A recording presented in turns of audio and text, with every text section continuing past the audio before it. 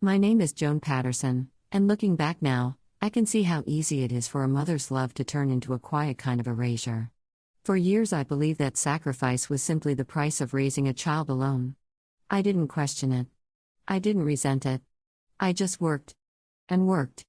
And worked. The evenings in my apartment were always the same: the hum of the old refrigerator, the smell of lavender tucked into my bookshelf, and me sitting in my favorite armchair with a cup of tea that always went cold before I finished it.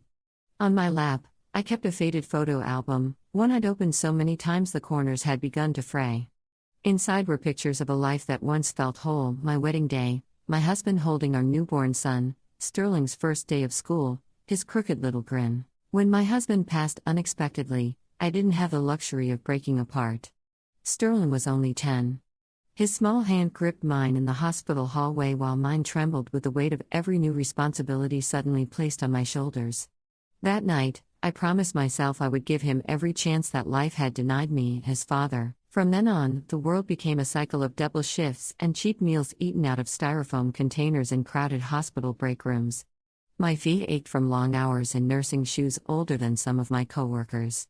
My back felt permanently bent from lifting patients who outweighed me twice over. But every overtime check I signed felt like an investment in Sterling's future. I saved every bit I could, clipping coupons, skipping dinners, fixing my uniforms instead of replacing them. And slowly, that small savings account grew. I guarded it like it was sacred. Whenever Sterling came home with good grades or talked about college, I'd look at that account and feel proud.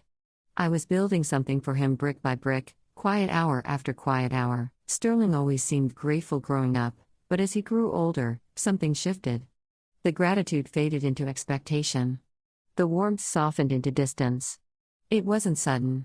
It was a slow drift, so slow I almost didn't notice it happening. It wasn't until he graduated college, bright and hopeful and walking toward a life I had worked myself ragged to create for him, that I began to wonder whether the child I'd raised still saw the mother who had carried him. But the truth didn't hit me until he brought someone new into his life, someone whose presence began to rewrite my role in his world, one uncomfortable moment at a time. Sterling met Lena shortly after he graduated, and although I tried to welcome her with an open heart, something about her presence made me feel like a visitor in my own son's life.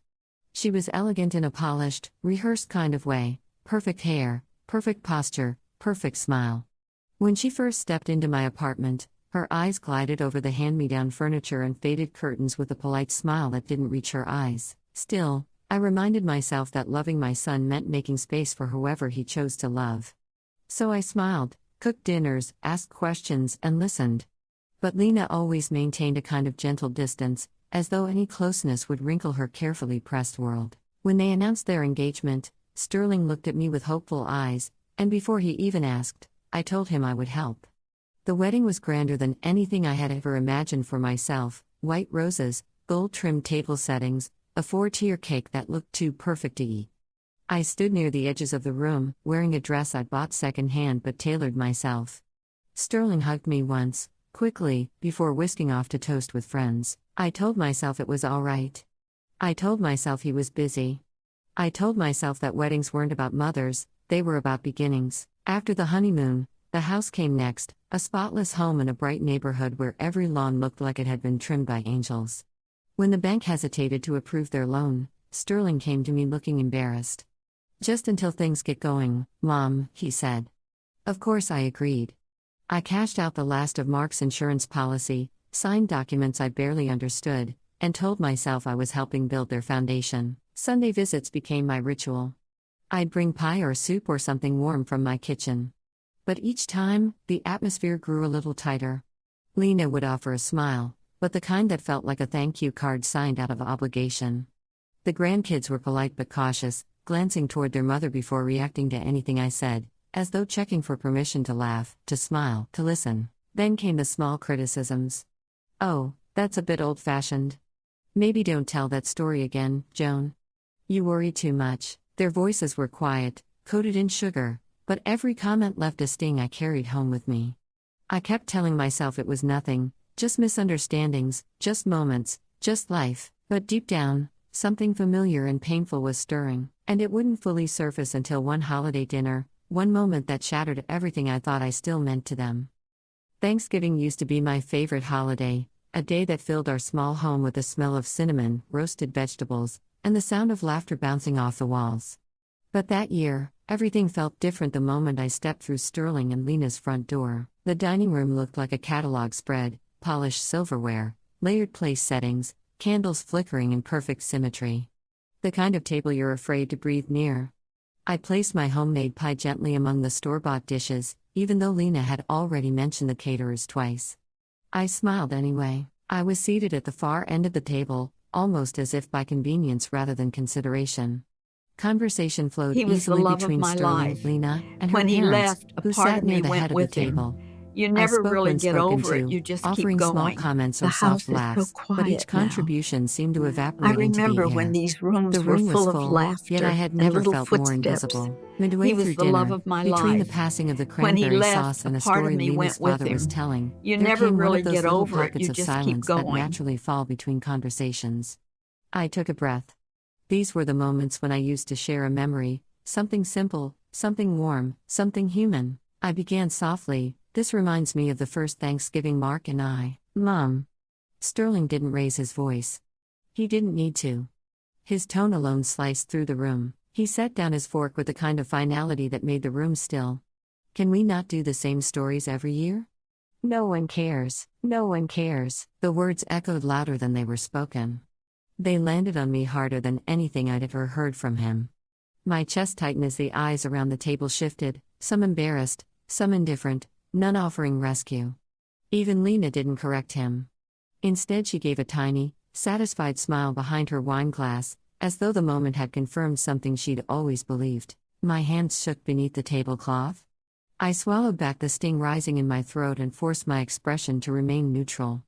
"Of course," I whispered. The conversation moved on effortlessly, as though my humiliation had been a minor inconvenience quickly swept aside. Plates were passed, wine refilled, laughter resumed, but inside me, something cracked open and spilled into the quiet corners of my heart.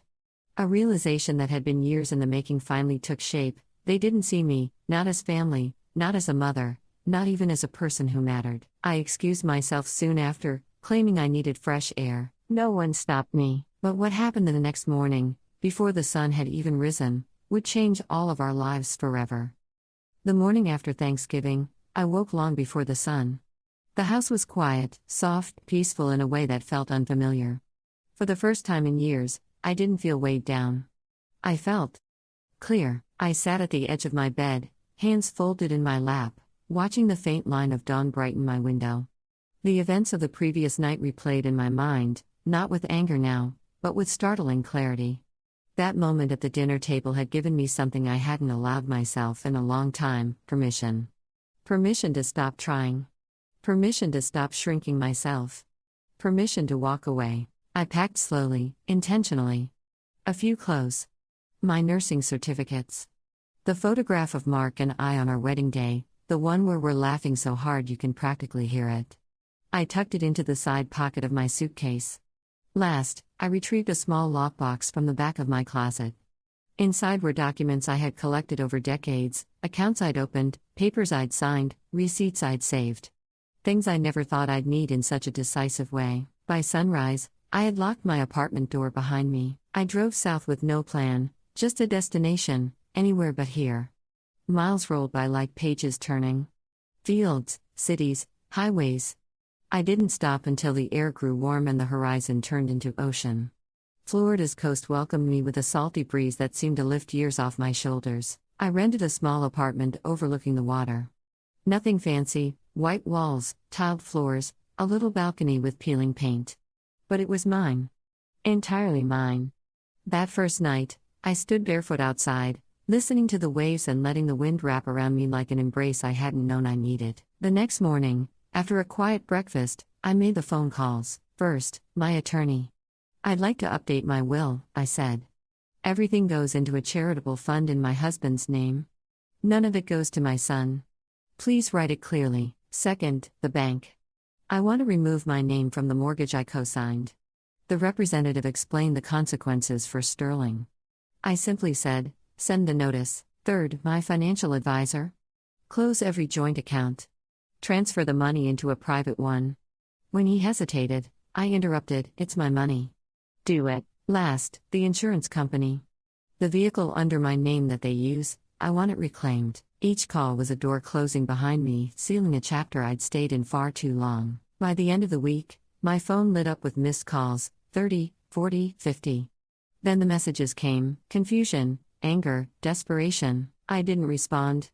I didn't owe them an explanation. My silence wasn't punishment, it was freedom. And as I sat on my balcony that evening, watching the sun sink into the sea, I felt something I hadn't felt since Mark died. I belonged to myself again.